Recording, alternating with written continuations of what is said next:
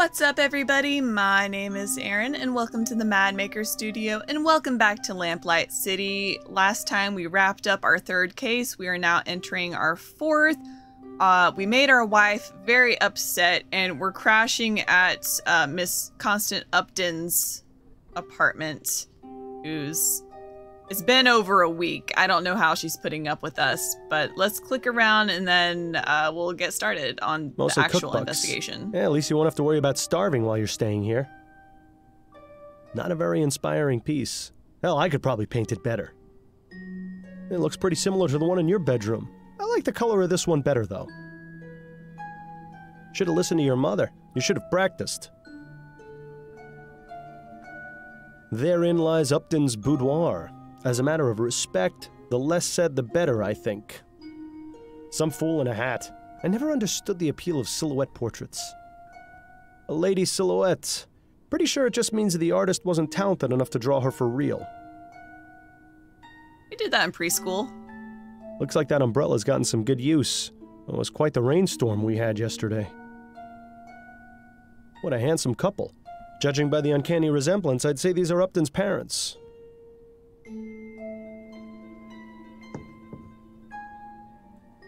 Art Leroy continues election celebration. After beating Herbert Atwood in a stunning upset, Hart Leroy has continued his victory tour, yesterday visiting Thoroughbung Ironworks in Chumley. Workers cheered as the Prime Minister-elect gave a rousing speech in which he outlined his plans upon taking office next month. Your jobs are safe, your livelihoods are safe, Steam Tech will not replace you. Steam Tech shouldn't replace you, but it should help you. Leroy repeated several times throughout his address to thunderous applause.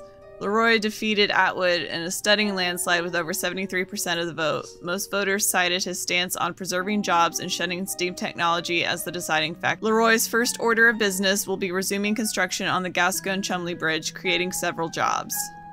The Justice Killer strikes again. The latest victim of the serial murderer is Burley Cause of Chumley. Cause was discovered in his apartment, killed by a single gunshot wound to the head. His neighbor Ethel Williamson reported a domestic dispute in which she heard the gunshot. Police arrived at the scene and found Cause, along with the word justice, written in blood on the wall of his parlor. The Gazette has learned that each of the men found murdered previously in Chumley were found in the exact same situation, contradicting the police department's previous statements that the murders were unrelated. Due to the murderer's unusual displays at each crime scene, he has earned the name Justice Killer. As of this writing, there has been no established link between the victims. More on this story as it develops. Class action suit filed against Royal Maverick. The law firm Usher & Price announces that a class action lawsuit has been filed against the Royal Maverick on behalf of those killed in Foster Park during the Legia disaster in June of this year. Those who lost family members on June 24, 1844, as a direct result of the airship Legia crashing into Foster Park are encouraged to contact the law firm at 72 Cadman Street in Worcester. Royal Maverick operates several transportation services, most notably transatlantic airship services, starting with the HMS Legia. The HMS Lenore, Legia's sister ship, is nearing completion. Usher and Price are alleging gross negligence on Royal Maverick's part due to their lack of proper maintenance, which resulted in the disaster, causing 54 deaths on the ground in addition to the 300 passengers on board, Jonas Usher claims. Grand Dame's bizarre death ruled a murder. After a full investigation by the New Britannia police, the death of Gascoigne Grand Dame Desiree Lathan has been ruled a murder. Chief of Police Reginald Snelling issued the following statement. Foul play was initially suspected, and our detectives determined that this was indeed the case. A suspect has been arrested and is awaiting trial. The suspect in question is Roger Devey, an art professor at the University of New Britannia. Devey was recently named as Miss Lathan's beneficiary, a fact which concerned detectives on the case.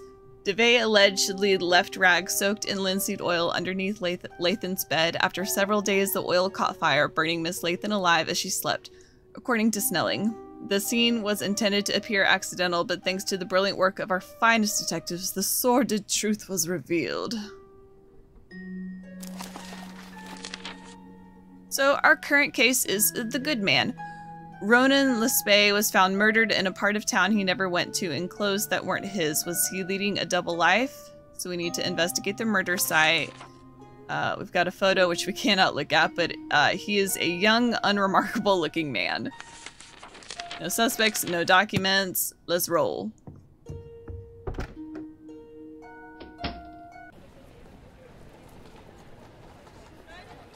We can't go home anymore. We don't need the bakery right now, so let's go to the Silent Raven. There it is. To think, in an instant, a man's life can be reduced to some scribbles on the filthy pavement. Now's not the time to get poetic, Bill. These advertisements are all at least 10 years out of date. Well, who would want to come back to replace them? It's an ad for whiskey. Or, perhaps, paint thinner. Sometimes it can be hard to tell the difference. I suppose you could do worse, as far as bar names go.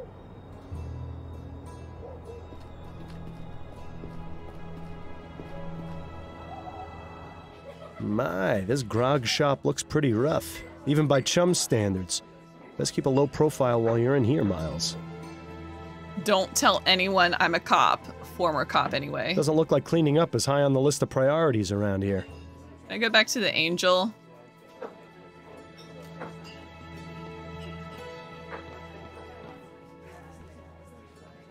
Looks like that's where they keep the good stuff. Of course, around here, good is an extremely relative term. Got nothing to say about the knife? Excuse me, barmaid? Hi, what do you need? What can you tell me about this place? It's a bar. People come here to drink. Sometimes people drink too much, and then they're sick all over. I get the honor of cleaning up the mess. Sounds like you're not too pleased with your job. I never said that. There may be rough days, but there's a lot worse I could be doing. Here, I get a place to sleep and a bit to eat and a few coins in my pocket if the customers are pleased. And you are pleased, ain't you, sir? Oh, yes. Yes, of course I am. Good. Have you worked here long? 13 years. I see. Anything else you can tell me about yourself? I ain't the friendly type. Right. Understood. Any thoughts on the election? Nah, couldn't care less, really. Doesn't matter who's in charge. My life ain't getting any better. Surely it'll get better with Leroy in office. We'll see. That's always the hope, isn't it?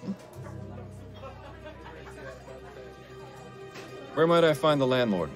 You won't find him anywhere. He doesn't come around here more than once a month.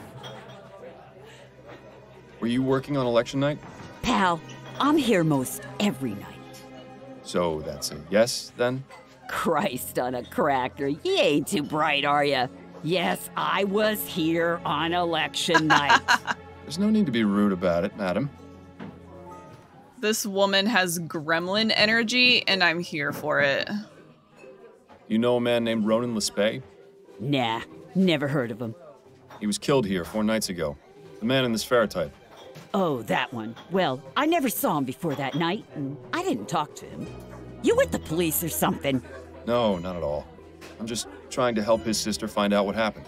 So are you done with the questions? Can I get you a drink or what? Yeah, she's a shrewd businesswoman. You at least have to give her that. Tell me what you know about the murder that took place outside on election night. Listen, chum, do you know how busy we were that night? This was a polling place. We had gents coming in and out for hours, not to mention the regular clientele. I was up to my ass in drink orders and was running the shift all by myself. Had to break up God knows how many fights, too. So you'll excuse me if I didn't exactly notice something that happened out on the street. Did you at least hear the gunshot? No, I didn't. You try distinguishing a gunshot over a room full of rowdy voters. It ain't gonna happen. Maybe he was there to vote, but then why wear different clothes, you know? You mentioned regular clientele. Who are they? Oh, we get plenty of regulars in here. Too many to name. Which of them were here on election night? Let me think. I remember seeing 3 of the usual crowd. There was Darius, up to no good as always. Then there was Singin' Tom, but he wasn't around for too long. And how could I forget old Cormac? He'd have talked my ear off if I'd let him. Sound like an interesting bunch of folks. What can you tell me about Darius? Hey now, bucko. You've come in here asking me all these questions, but I ain't seen nothing from you. You want more information? You're gonna have to earn it. Right. Give me a gin, then. Coming right up. Don't get carried away now, Miles. There you are. 1 gin. That'll be 2 shillings. There's 3. Now then, about Darius. Now that man is trouble. I've had to throw him out a few times. Why do you say he's trouble? His mind's affected by the poppy seed. He can be gentle as a kitten or fly into a rage at a moment's notice. When he gets rowdy, he gets chucked. I see. Any idea where I might be able to find him? Don't know why you'd want to find him, but I hear he spends his day at a smokehouse nearby. I believe it's on Crisparkle Lane. Just look for the door with the oriental symbols above it. And could you describe him to me? He's a rough-looking sort, about 55 years old, has a scar on his left cheek, grayish hair, medium build. Excellent. Thank you. Who is Singing Tom? Ah, Tom. Not sure what his surname is, but he's in here about twice a week. We call him Singing Tom because he leads the church choir. Is that right? Which church? Oh, I haven't a clue. Never really cared to ask. Does he associate with any of the other regulars? I've seen him talking with Darius a few times. They seem to be on friendly terms. Tell me about Cormac. He's in here most every night. Doesn't speak to many people, just me. And a right chatterbox he is, too. Between you and me, Cormac stinks. I can understand why he doesn't keep much company. He stinks? Aye, he's a sewer worker. Spends all his day underground in the muck, so he always reeks of shit. I see. Any idea where specifically he works? I believe he's at the treatment station, over near the ferry terminal. If this is going where I think it is, then I'm especially glad I can't smell anything anymore. I appreciate you taking the time to chat. Yeah.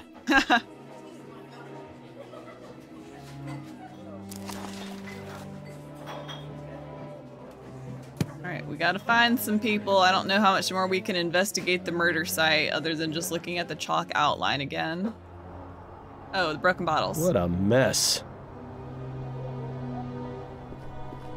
Alrighty then.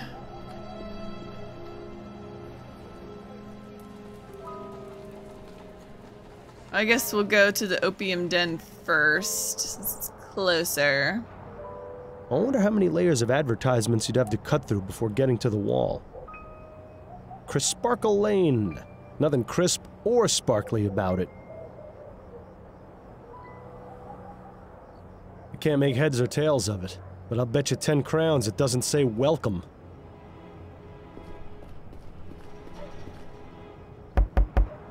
Yes? What do you want? Might I come in, please? This is private property, and I don't know you, so no. I'm looking for a man named Darius. I believe he may be inside. Yeah, I don't know anybody with that name. So if that's all you wanted, get lost. I don't want to make her angry. Nothing. Never mind. Stop wasting my time. Maybe we come back to this.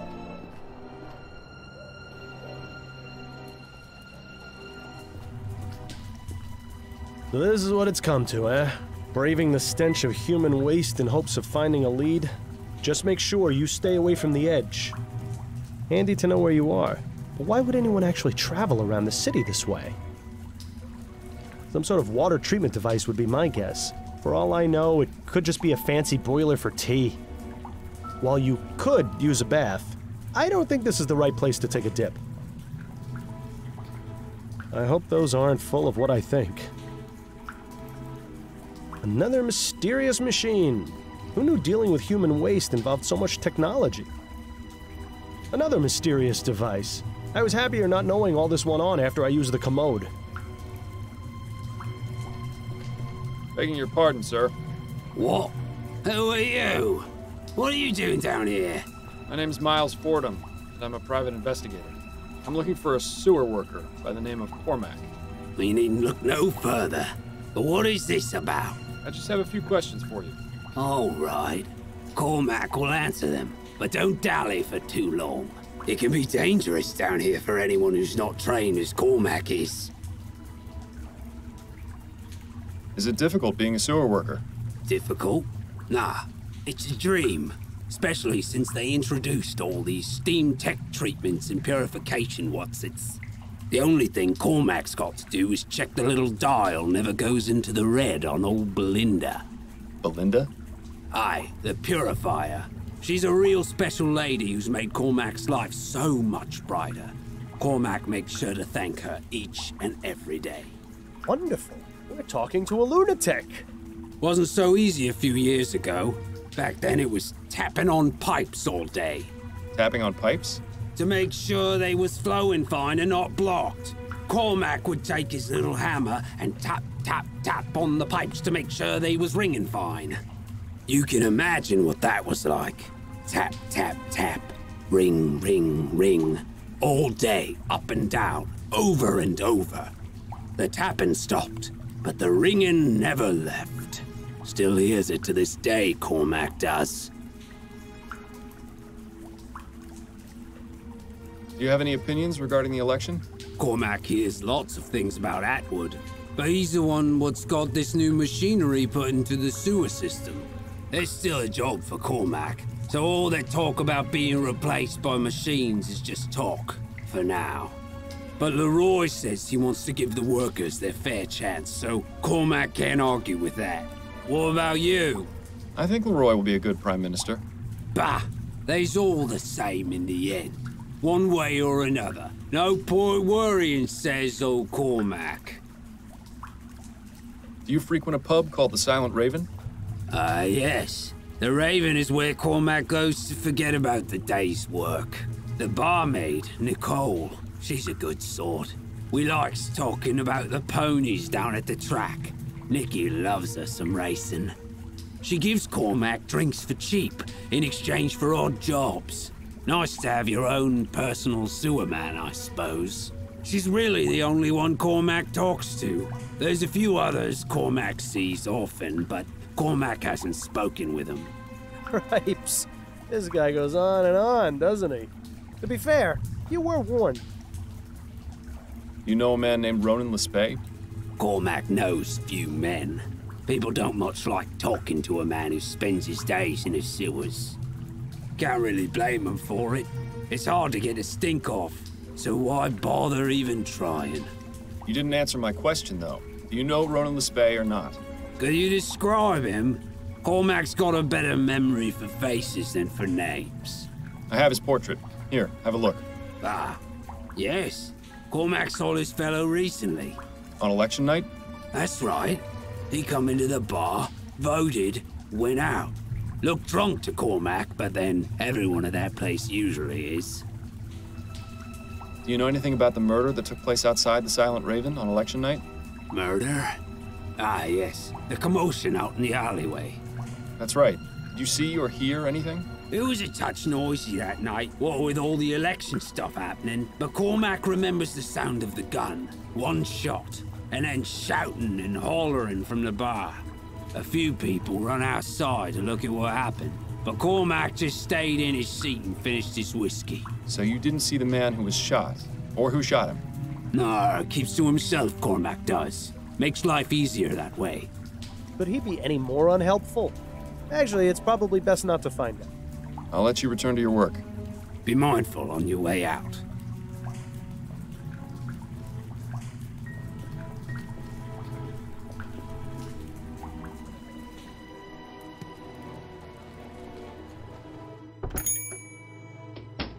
All right, Mr. Chavez. The cake and muffins come to a total of 3 shillings, 10 coppers.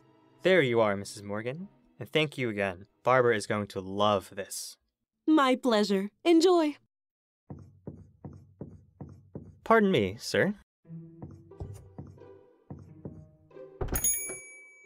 I'm sure Barbara will enjoy them, the cow. Ah, Mr. Fordham. Welcome. Thank you, Mrs. Morgan. Those look nice, but given the choice, I'll always side with pie over cake. A bunch of assorted baking products. Don't waste your time with those, Miles. We've got a murder to solve. The stuff in that day-old box doesn't look half bad. More like 3/4 bad. Well, I never had much of a sweet tooth, but even I'd consider buying some of this stuff. You know, if I was still alive. Minor detail, I know. A very wise man once told me, never go poking around the back rooms of bakeries. I think you'd do well to heed that advice.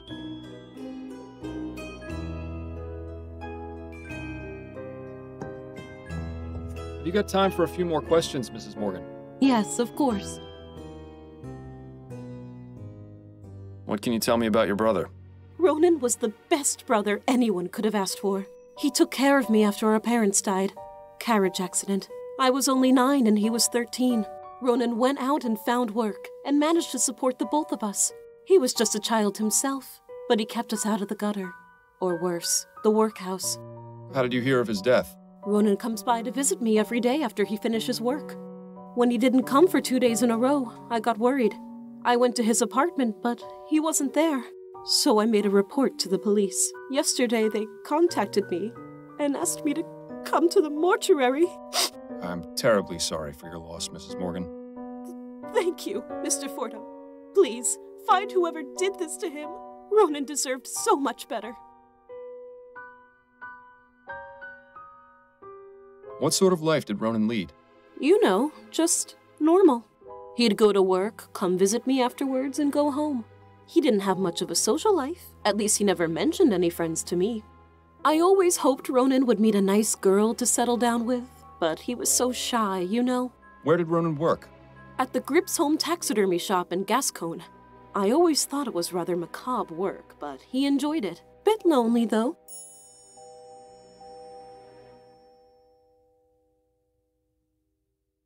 Can you give me the address of Ronan's apartment? It's at 1172 Bushmill Street. I have a spare key. That would be most helpful. Thank you. So, this is your bakery? My husband Gerald and I have had it for almost 10 years. Is it just the two of you? Do you have any children? Alas, no. Some extra hands would be most welcome in the kitchen, but we haven't yet been blessed. It's such a shame that Ronan never got to be an uncle. What do you know about your brother's murder? Only what the police told me. He was shot at close range outside that pub in the Chum. Nothing was missing, and his wallet had money in it, so they said it wasn't a robbery. I didn't recognize the clothes he was wearing. I had never seen them before, and they were far too big for him. I still can't believe he's gone. He was the only family I had left. Dr. Edwards at the mortuary might be able to give us some more detailed information. The only thing we'll get out of this one is more tears. What are your thoughts on the outcome of the election? Oh, I haven't given it much thought, to be honest. It hardly seems to matter now. Yes, of course. My apologies for bringing it up. Those are all the questions I have for now. All right, Mr. Fordham.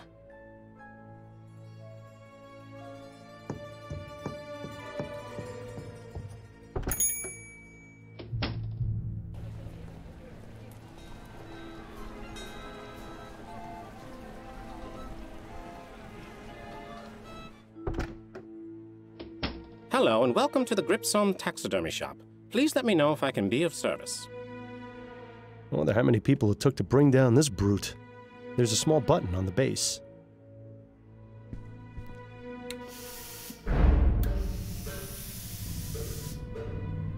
Just when I thought I'd seen it all. What will they think of next? Is that supposed to be a lion? Reminds me of the one in the Dupree house, except that one actually looked alive. There's a small button on the base. Press all the buttons. Welcome to the Gripsome Taxidermy Shop.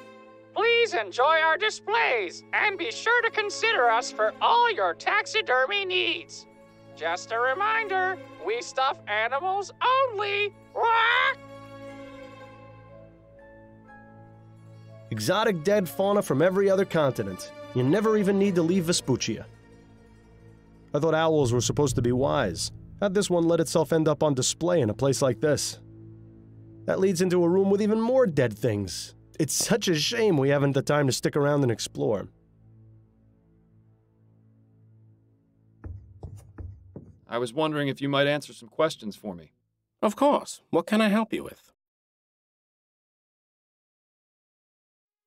I was told Ronan L'Espaye works here. Do you know him? Ronan? Yes, of course. That is to say, I know he works here. I haven't had much interaction with him. He mostly keeps to himself. Does he have an office or workspace I might have a look at? Now, wait just a minute. Why would I let some random stranger off the street in to look at an employee's workspace? Because I'm a private investigator and I'm trying to get some information. Well, even if that is the case, I'm afraid you're out of luck. Ronan does have a workspace, but it's completely bare. He doesn't keep anything here. Anything you can tell me about the shop? Plenty! This is New Britannia's most sophisticated taxidermy shop. Unlike other taxidermists, we work with modern technology to get results they could only dream of. What does that mean exactly? Using steam tech, we are able to create the illusion of life in these beasts. Just take a look at our floor samples. The parrot and gorilla are two of our finest works. They really speak for themselves. Well, the parrot does at least. I think it would frighten our customers if the gorilla did too. And once ethericity is harnessed as a viable source of energy, we'll get even better results. This guy is way too excited about bringing dead things back to life. Yes, fascinating. Moving on. So how did you get this job? Oh, it isn't a terribly exciting story, I'm afraid. I just saw an ad in the Gazette for a clerk position. I never expected to learn so much about taxidermy. I'm sure he's amazing conversation at parties. Any thoughts on the recent election? I'd really rather not talk about it. I don't know how the people of this country could put someone like Hart Leroy in charge. It's obviously because he holds the interests of the common man above all else. So, you're just like all the other cowards who think steam tech is dangerous. Well, I hope you like the idea of living in the Dark Ages, because that's where Leroy is going to take us. Perhaps it's best if we drop the subject entirely. Were you aware that Ronan was murdered 4 nights ago? I had no idea. That's awful. What happened? That's what I'm currently trying to find out. Do you know if Ronan had any enemies? Anyone who might want to do him harm? No. As I said, I didn't speak with him much, or know much about him.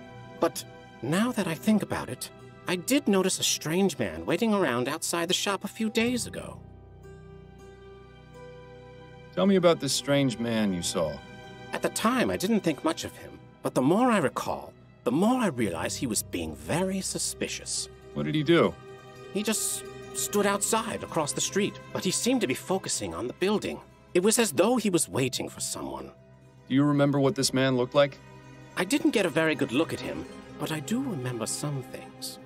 He was tall and had a heavy build, like a boxer or a dock worker. He had a beard, I think, or mutton chops at the very least. And as far as I can recall, he was wearing all black. He also had on some kind of cap. I'm sorry I can't give you a better description, but that's all I was able to distinguish. My eyesight isn't very good, I'm afraid. It'll have to do. Thank you for your help. Thank you for your help. I'm here to serve. Alrighty then.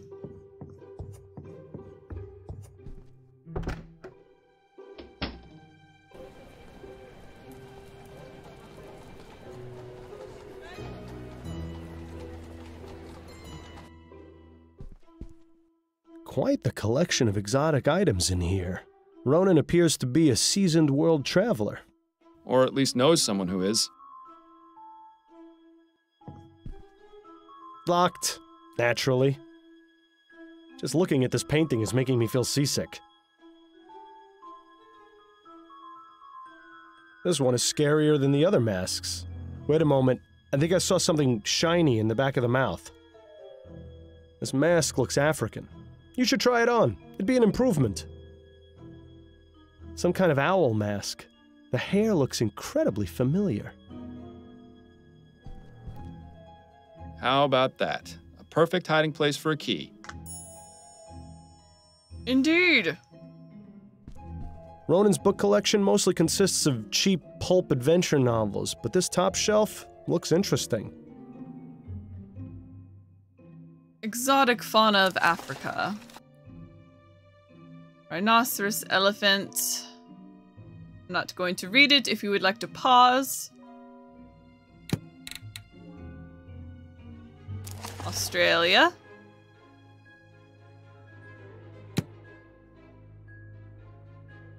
It's in another language, but it appears to be a Bible. No title, and it appears to be blank. I wonder if Ronan just kept empty books on his shelf to appear well-read. Okay. It was Secret Customs of the Orient. You must be aware, dear reader, that the customs of the Orient differ greatly from our own. You would do well to familiarize yourself not only with common ones, but the more obscure and clandestine ones as well, as lest you offend anyone on your travels. Opium use. At the turn of the century, travelers to the Orient would often seek out the more exotic pleasures, which is to say opium. Nowadays, the influx of immigrants from China to Vespuccia has caused a significant drop in this type of tourism, as many opium dens have appeared in El Presidio, with some even known to exist as far east as New Britannia.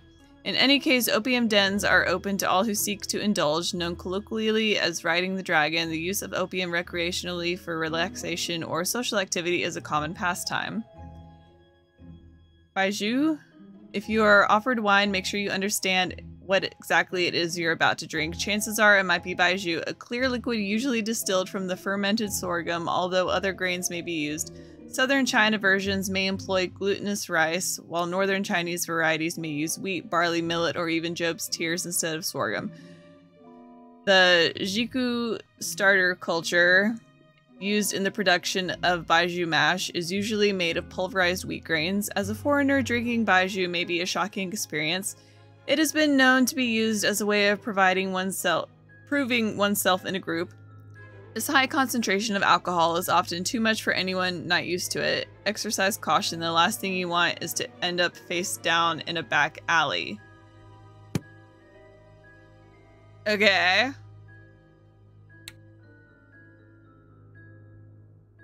I had an illustration that looked similar to that one. I wonder where it ended up. I guess Ronan won't be realizing his world travel dreams now. Death really has a way of messing up your plans. Ronan wasn't too concerned with comfort, apparently. This is hardly bigger than a bunk at sea. Ronan wasn't too concerned with comfort, apparently. Now to find out what Mr. L'Espaye finds so precious. They appear to be a pair of letters from Ronan's landlord. Okay, July 2nd and September 3rd. Ronan, with regards to your request for an extension to pay this month's rent, I'll gladly give you until next month. You have always been a reliable tenant who has paid on time, so don't be concerned. I hope you resolve your issues. Ronan, I understand we all go through financial difficulties, but I'm afraid I can't extend my generosity beyond the end of 2 months. Please have the rent ready by then, or I will have no choice but to seek legal action against you. Okay, so he's owed someone money. Not referring to the landlord, but it sounds like he's had to give his money to somebody else. This one appears to be from Emily. Ronan, Gerald and I will be celebrating the new year and would like to invite you to spend it with us. Please feel free to bring along any guests you'd like, especially any lady friends you might have. All my love, Emily. I'm sorry. Aha. A letter from someone called Jimbo? Ronan, next week will be a year since we met. I can honestly say my life has changed for the better in every possible way, and I will always hold July 8th as a special day in my heart. Sounds like a code. I can't wait to see you again, Jimbo. It's empty. Too bad. Ooh, this teacup could use a washing. I'd be surprised if it isn't permanently stuck to the desk. Looks like you found Ronan's journal. Perhaps this will be able to give us some more insight into what he was up to before he died.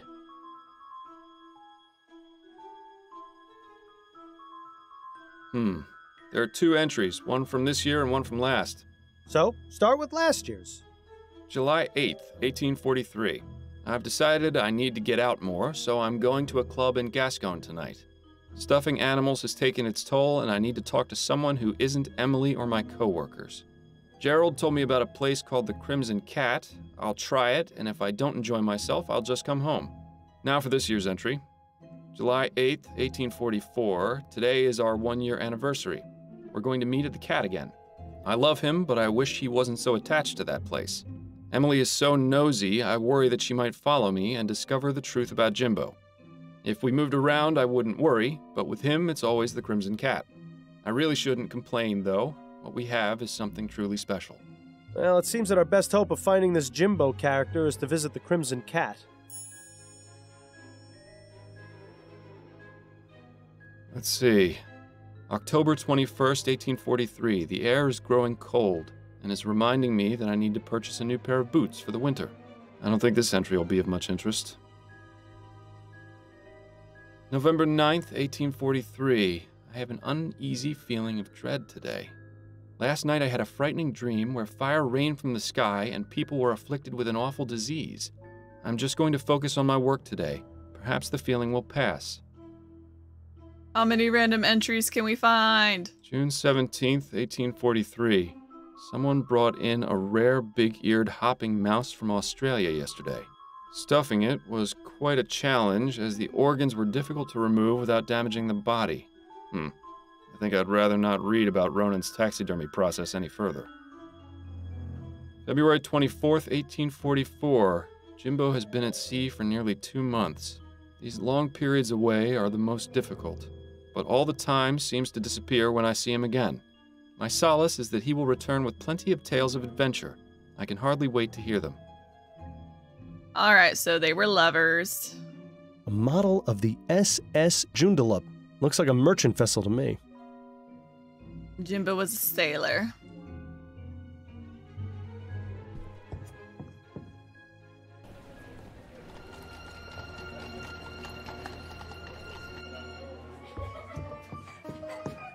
Ah, the Crimson Cat. One of my favorite underground clubs. Ooh, I spent some wild nights here. Which reminds me, I wonder if Stefan is still working the bar these days. This place has been around for quite some time.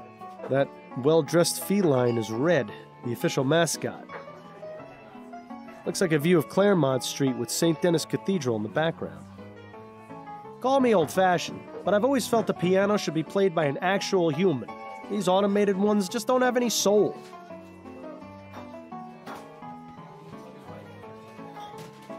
Oh, I can't talk to this person. Looks like they've got Bollingworth, Millhopper, and Brooklyn Lager. Not a bad set of beers. Seagrave's Stasholine, high-quality mustache wax. You know, I always wondered what you'd look like with a mustache. Attention customers. Use of Dr. Tennyson's vigor pills while under the influence of alcohol may cause loss of consciousness. It's nice to see this establishment looking out for its patrons. If the patrons will read the sign. Good old Bollingworth Ale. Unlike so many other things in life, it never lets you down. Well, not while you're drinking it anyway. The next morning is another story entirely. Quite the selection. It rivals even the Angel. Fine beer always served here. Good to know. Beg your pardon. Your name wouldn't happen to be Jimbo, would it? Yeah? Who's asking? Miles Fordham, private investigator. Can a guy enjoy his shore leave without being harassed by the law? I've done nothing wrong. I didn't say you had, and I'm most certainly not the law. I just want to ask you a few questions. All right, fine. Where does the name Jimbo come from? It's just a nickname. My real name's James Bowcroft. And what is it you do? I'm a sailor. I thought you detective types were supposed to be extra observant. Shouldn't you be able to tell me what my occupation was just by looking at my fingernails or something? Sorry to disappoint. Perceptiveness is important in my line of work, but I'm also just a man. I think perhaps Jimbo has been reading too many of those detective stories in Brentwood's. Do you know Ronan L'Espaye? I knew him, yeah. Knew him? He and I haven't spoken recently. In about a month, actually. Things didn't go so well last time. How do you mean? Let's just say we didn't part on the best of terms. He made it very clear that he didn't want to speak to me again. Okay, so it sounds like maybe Ronan was being blackmailed, threatened. Were you aware that Ronan was murdered? What? No, when? What happened? He was shot outside a tavern in Chumley 4 nights ago. Chumley? What was he doing there? I was hoping perhaps you could tell me. I honestly don't know. Ronan hardly went out. and he especially never crossed the river. Why was that? I think he was just too scared of the world to go out and see it for himself. He was happy enough reading about it in his books or collecting things I brought him back from my travels. Honestly, that's what I liked most about him. He was just an average, boring man. It was just the sort of balance I needed in my life. That's pretty much the exact same reason I always enjoyed working with you, Miles. You and Ronan had a special relationship, didn't you? Mr. Fordham, we're in an underground club. You don't have to tap dance around it. Yes, Ronan and I were a couple, at least up until last month. What happened, if you don't mind me asking? We had a misunderstanding. Ronan thought I had been seeing someone else. He was extremely jealous. I tried to explain that he had it all wrong, but he wouldn't hear me out.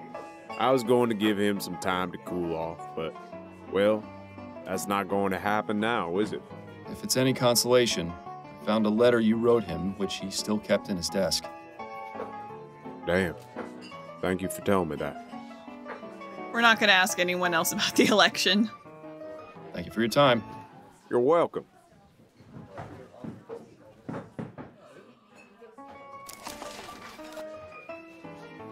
Okay, so we need to go... Should we try going back to the opium den or going to Dr. Edwards?